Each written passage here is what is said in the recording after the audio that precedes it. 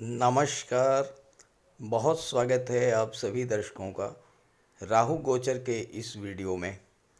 महाबली हुए राहु 10 सितंबर 2025 से 5 दिसंबर 2026।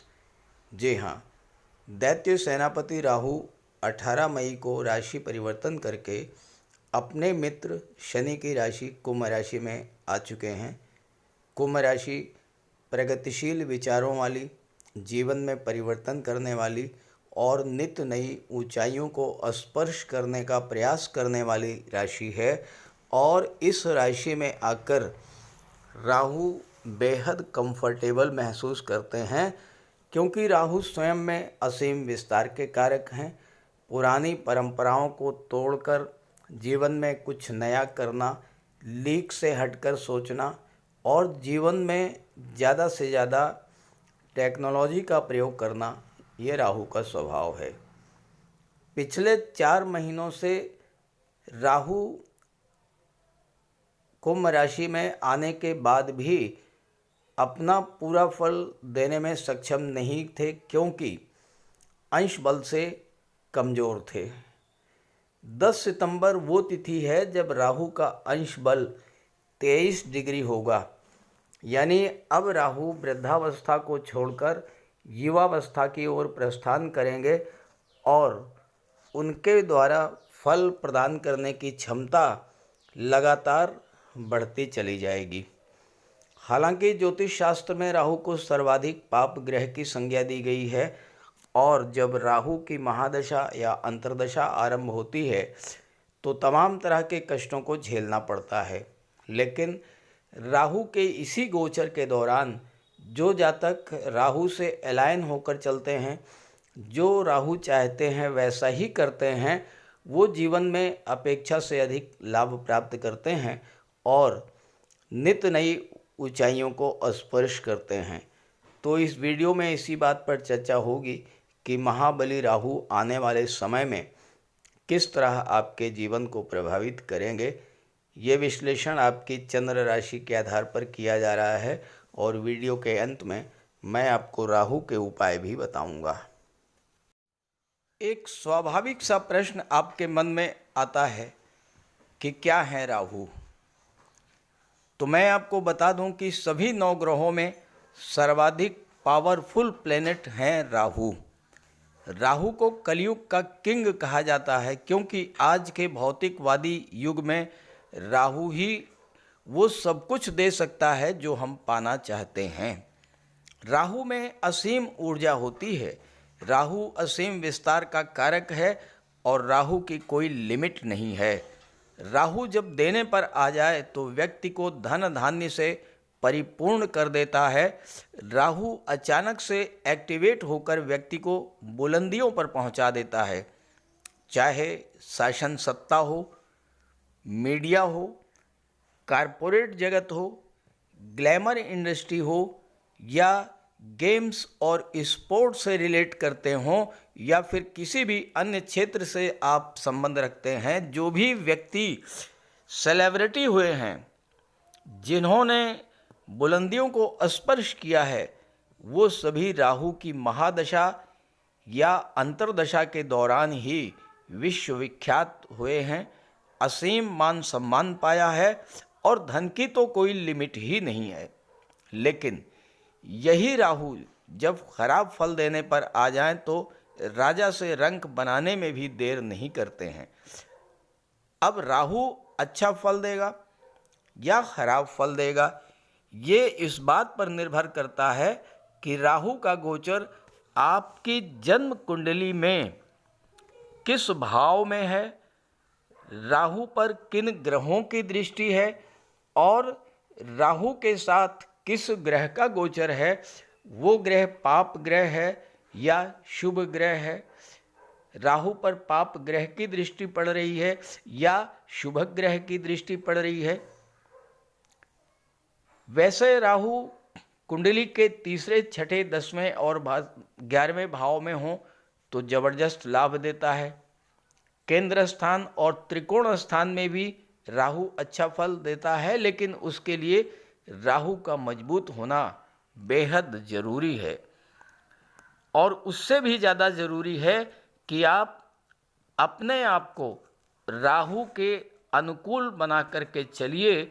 जब राहु की महादशा या अंतर्दशा गतिमान हो, अगर राहु खराब हैं तो बनते बनते काम बिगड़ जाते हैं, अचानक से स्वास्थ्य खराब हो जाता है, कोई बड़ी धन हानि हो जाती है, अचानक से नौकरी का छूट जाना, व्यापार में बड़ी हानि, धोखे का शिकार होना, पैसा डूब जाना, अचानक से कोई अशुभ समाचार मिलना, ये सब खराब राहु के कारण होते हैं। और मन में एक अनजाना भय, चिंता, तनाव और डिप्रेशन जैसी स्थितियां भी खराब राहु के कारण बनती हैं। तो आइए समझते हैं कि गोचर में आपकी कुंडली के किस भाव में राहु का गोचर है और वो आपको किस तरह के फल देने जा रहे हैं। देखिए, कोई भी ग्रह अपना फल तभी दे पाता है जब वो अंश बल से मजबूत हो। राहु हमेशा वक्री अवस्था में गतिमान रहते हैं, तो राहु का अंश बल उल्टी दिशा से बढ़ेगा, यानी 30 डिग्री, फिर 29 डिग्री, फिर 28 डिग्री, फिर 27 डिग्री, इस क्रम में राहु का अंश बल बढ़ेगा।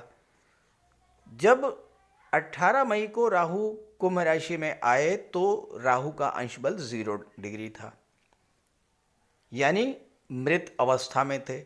धीरे धीरे अंश बल बढ़ने लगा और 10 सितंबर वो डेट है जब राहु ने 30 डिग्री से 24 डिग्री की जो सीमा थी, जो बैरियर था, उसको क्रॉस कर लिया। अब राहु का अंश बल है 23 डिग्री। इसके बाद 22 होगा, फिर 21 होगा, फिर 20 होगा, फिर 19 होगा, फिर 18 होगा। और 18 डिग्री जब होगा तो युवावस्था में गोचर कर जाएंगे। तो इसका अर्थ ये हुआ कि अब राहु वृद्धावस्था से युवावस्था की ओर गतिमान हो रहे हैं। तो राहु की फल देने की क्षमता डे टू डे बढ़ती चली जाएगी और ये धीरे धीरे आपको अपने कारक तत्वों से संबंधित सभी फल प्रदान करेंगे। अब आइए देखते हैं कि आपकी कुंडली में कहाँ पर राहु का गोचर है। तो ये है कुंभ राशि के जातकों की कुंडली। राहु का गोचर आपकी कुंडली के लग्न के भाव में है और पूरे 18 वर्ष के बाद राहु लग्न भाव में आए हैं। यहाँ पर गोचर करते हुए राहु की दृष्टि पंचम भाव पर, सप्तम भाव पर और नवम भाव पर पड़ेगी। अब देखिए, लग्न में राहु हैं तो आपके मन मस्तिष्क पर पूरा कंट्रोल रहेगा राहु। एक तरह से आप ये समझिए कि राहु एज ए ड्राइवर काम करेंगे। आपके जीवन को किस दिशा में ले जाना है ये कंट्रोल करेंगे राहु। अब सवाल ये है कि राहु आपको किस दिशा में लेकर के जाएंगे, अच्छी दिशा में या खराब दिशा में। तो ये डिपेंड करेगा कि आपकी जन्म कुंडली में राहु की स्थिति कैसी है। मैं तो आपके सामने दोनों ही स्थितियां रख दे रहा हूं कि अगर राहु अच्छे हुए तो क्या करेंगे और अगर राहु खराब हुए तो क्या करेंगे। फिर आप अपनी जन्म कुंडली को देखिए और उससे समझ में आएगा कि आपके लिए राहु आने वाले 15 महीनों तक किस तरह का फल प्रदान करेंगे। अब देखिए, अगर राहु अच्छे हुए तो राहु क्या है? राहु हैं असीम विस्तार।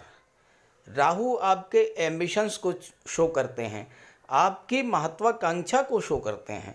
जब राहु आपके लग्न में आएंगे तो आपको बेहद महत्वाकांक्षी बनाएंगे, आपकी इंट्यूशन पावर बढ़ेगी और आप जीवन में बहुत कुछ पाना चाहेंगे, क्योंकि राहु तो भौतिकतावादी प्लेनेट हैं।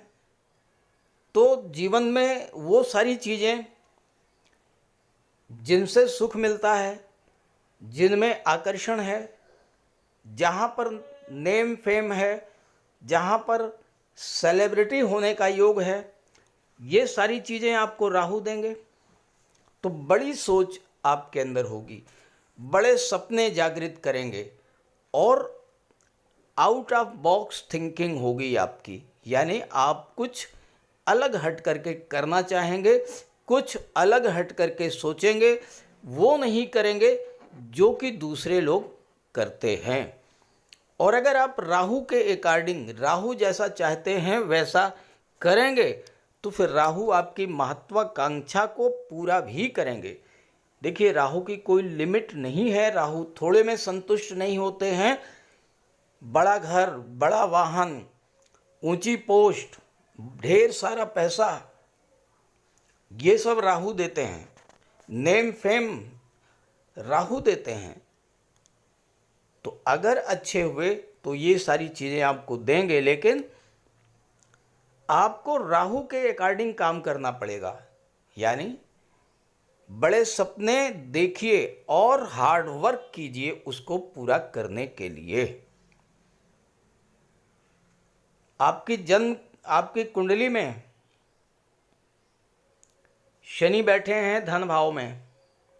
शनिमत राहु शनि जैसा ही कार्य करते हैं। और शनि क्या है?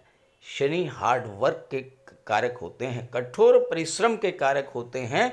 तो यहाँ पर आपको राहु हार्ड वर्क के साथ साथ स्मार्ट वर्क भी करना सिखाएंगे। यानी कम समय में अच्छा से अच्छा, बेहतर से बेहतर कार्य ये आप राहु के प्रभाव से कर पाएंगे। लेकिन इसके लिए आपको राहु महाराज के उपाय भी करने पड़ेंगे और राहु महाराज को प्रसन्न भी रखना पड़ेगा। उपाय मैंने लास्ट में दे दिया है, आप देख लीजिएगा। लेकिन अगर यही राहु खराब हुए तो क्या करेंगे? आपके मन को अशांत कर देंगे। आपके मन में एक अनजाना भय, अनजाना डर, कुछ करने से पहले आप इतना डरे हुए होंगे कि कोई काम आप कर ही नहीं पाएंगे। फिर आपका स्वास्थ्य खराब होगा, मानसिक चिंता बढ़ेगी, डिप्रेशन की स्थितियां होंगी। और ऐसी स्थिति में क्या होगा कि आप सही डिसीजन नहीं ले पाएंगे। जब सही डिसीजन आप नहीं ले पाएंगे तो फिर आपके काम बनते बनते बिगड़ना शुरू हो जाएंगे। इस तरह की नेगेटिव चीज़ें राहु आपके साथ करेंगे। स्वास्थ्य खराब होना, बनते काम बिगड़ जाना, मन में एक डर भय की स्थिति का बन जाना, रस्सी को भी सांप समझ करके डर जाना, ये कराते हैं राहु। तो अगर राहु खराब है तो भी आप राहु के उपाय कीजिए। राहु से बेहतर लाभ लेना चाहते हैं तो भी आप राहु के उपाय कीजिए। अब राहु की दृष्टि पंचम भाव पर पड़ेगी। पांचवा भाव शिक्षा का है। अगर राहु अच्छे हैं आपकी जन्म कुंडली में तो आपको इस दिशा में मोड़ेंगे कि आप टेक्नोलॉजी, आईटी सेक्टर और जितनी भी रिसर्च फील्ड है, नई नई जो डिस्कवरीज हैं, उन क्षेत्रों की तरफ आपका आकर्षण बढ़ेगा। और ख़राब हुए तो आपकी शिक्षा को बाधित कर देंगे। कोई न कोई बाधा विधा आ जाएगी कि आपकी शिक्षा पूरी नहीं हो पाएगी। अच्छे हुए तो आपको उच्च शिक्षा के लिए फॉरेन भेज सकते हैं, चूँकि राहु विदेश के कारक हैं। लव रिलेशंस में डीप अटैचमेंट पैदा करते हैं, लेकिन राहु खराब हुए तो गलतफहमी पैदा कर देंगे। संतान के साथ भी मतभेद की स्थिति बनेगी और या फिर संतान प्राप्ति में बाधा उत्पन्न करेंगे राहु। अब पांचवा भाव शेयर मार्केट को शो करता है। राहु और बुध शेयर मार्केट के कारक बनते हैं। राहु की दृष्टि पंचम पर है। अच्छे राहु आपको शेयर मार्केट से बहुत बड़ा लाभ, अचानक से बड़ा लाभ दिला देंगे। और अगर राहु आपकी जन्म कुंडली में खराब हुए तो आप शेयर मार्केट में पैसे लगाते रहिएगा, पैसे डूबते चले जाएंगे, कोई लाभ नहीं मिलेगा। तो दोनों ही स्थिति में आपको ये देखना होगा अच्छे हैं या ख़राब हैं, किस तरह का फल दे रहे हैं, और उसी के अनुसार आप राहु का उपाय कीजिएगा। अब अगर आप ये जानना चाहते हैं, नहीं समझ पा रहे हैं कि राहु आपके लिए अच्छे हैं या ख़राब हैं, और कौन कौन सा प्लेनेट आपको ख़राब फल दे रहा है, किस प्लेनेट्स की वजह से आपको अच्छे फल दे रहे हैं, मिल रहे हैं, तो मैंने अब वीडियो के डिस्क्रिप्शन बॉक्स में अपना व्हाट्सअप नंबर दे दिया है, आप अपने डिटेल्स कमेंट कर दीजिएगा, अपनी प्रॉब्लम कमेंट कर दीजिएगा, मैं आपको सलूशन बता दूंगा। अब 7वें भाव पर राहु की दृष्टि है, विवाह नहीं हो पा रहा है, अचानक से कोई बहुत अच्छा रिश्ता आएगा, आपका विवाह तय हो जाएगा। लेकिन राहु अगर खराब हुए तो आप प्रयास करके रह जाइएगा, कोई न कोई बाधा लगातार आती चली जाएगी। पार्टनरशिप में व्यापार व्यवसाय के लिए भी राहु आपको अलर्ट करते हैं। पार्टनरशिप में राहु की दृष्टि पड़ रही है, बेहतर यह है कि अकेले ही कोई व्यापार व्यवसाय शुरू कीजिएगा, और अगर कोई पार्टनर रखना ही है तो बहुत सोच समझ करके, क्योंकि राहु पार्टनर के द्वारा, बिजनेस पार्टनर के द्वारा धोखा मिलने का योग बना देते हैं। आपकी डेली इनकम एकदम से बूस्ट कर जाएगी, लेकिन अगर राहु खराब हुए तो आपकी इनकम भी कम होगी, और हो सकता है कि आपकी सोशल इमेज भी खराब हो। दाम्पत्य जीवन में भी ऐसा ही होता है। अच्छा राहु आपको वो सब कुछ देगा जिसको पाकर के आपको भी प्रसन्नता होगी, आपके जीवन साथी को भी प्रसन्नता होगी, और जीवन आपका खुश में बीतेगा। लेकिन राहु खराब हुए तो गलतफहमी पैदा कर देंगे, दूरी पैदा करेंगे, सेपरेशन की स्थिति बनाएंगे। अब 9वें भाव पर राहु की दृष्टि है। 9वां भाव धर्म अध्यात्म का होता है। राहु का धर्म अध्यात्म से कोई मतलब नहीं है। लेकिन अगर आपको राहु को कंट्रोल में रखना है, देखिए 9वां भाव गुरु का होता है। गुरु होते हैं भाग्य के कारक, और गुरु होते हैं धर्म और सत्कर्म के कारक। अगर आपको राहु को कंट्रोल में रखना है, राहु से अच्छे फल लेने हैं, तो आपको गुरु को मजबूत करना पड़ेगा। आपकी कुंडली में लाभेश और धनेश दोनों ही देवगुरु बृहस्पति बनते हैं।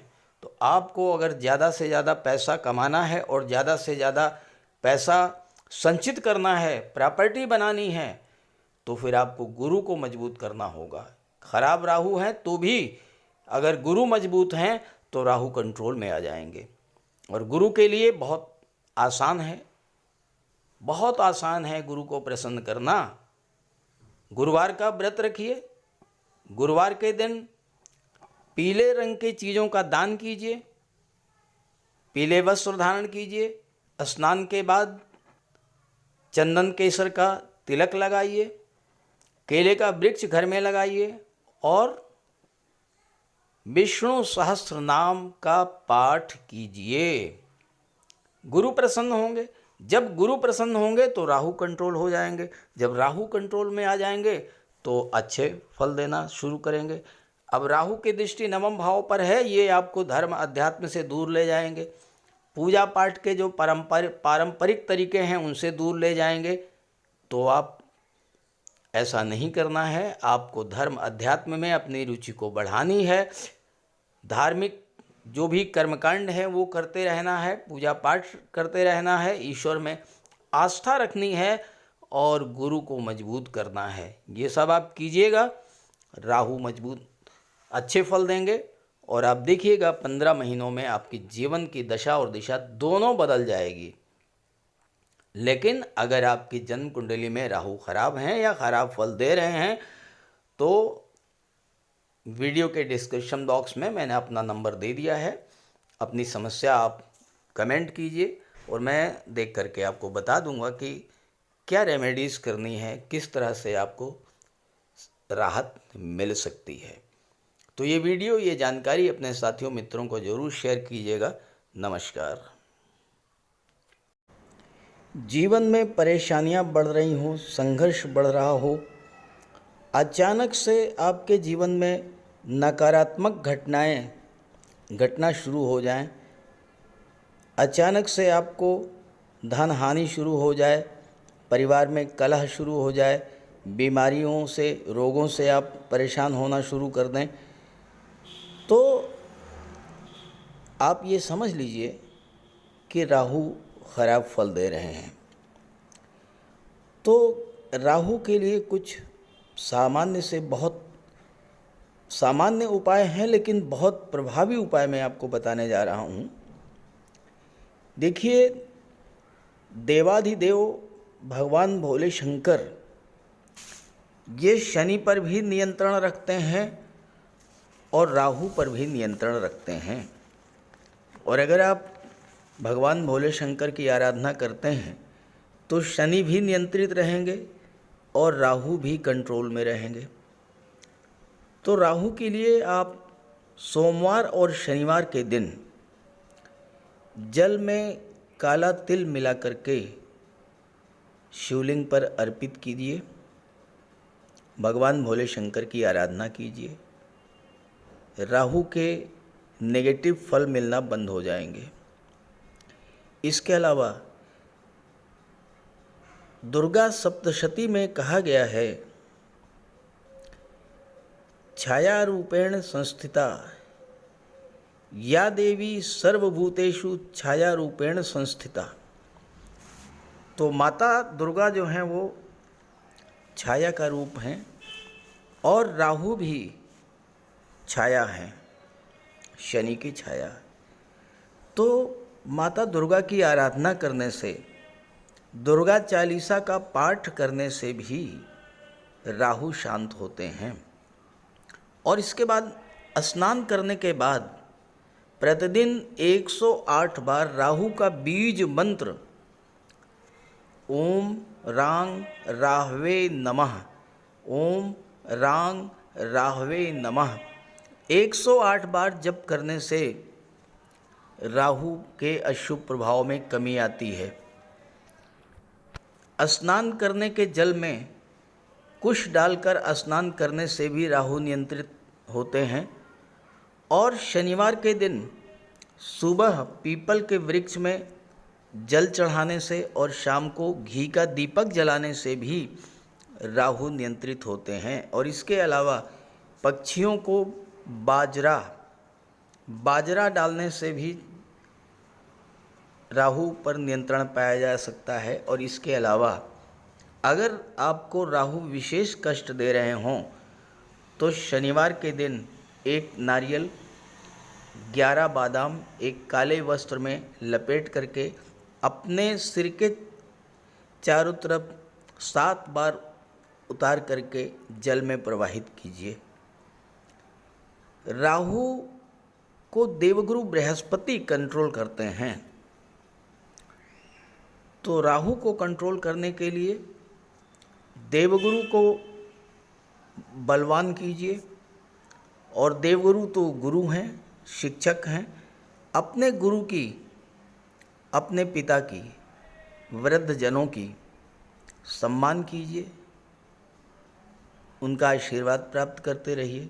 गुरु को बल मिलेगा, राहु पर नियंत्रण होगा। और इसके अलावा राहु ससुराल पक्ष के कारक होते हैं। तो अगर राहु खराब हैं तो भूल करके भी ससुराल पक्ष से संबंध खराब मत कीजिएगा। तो ये छोटे छोटे उपाय हैं। और इसके अलावा गोमेद भी धारण किया जा सकता है, लेकिन किसी योग्य ज्योतिषी की सलाह लेकर।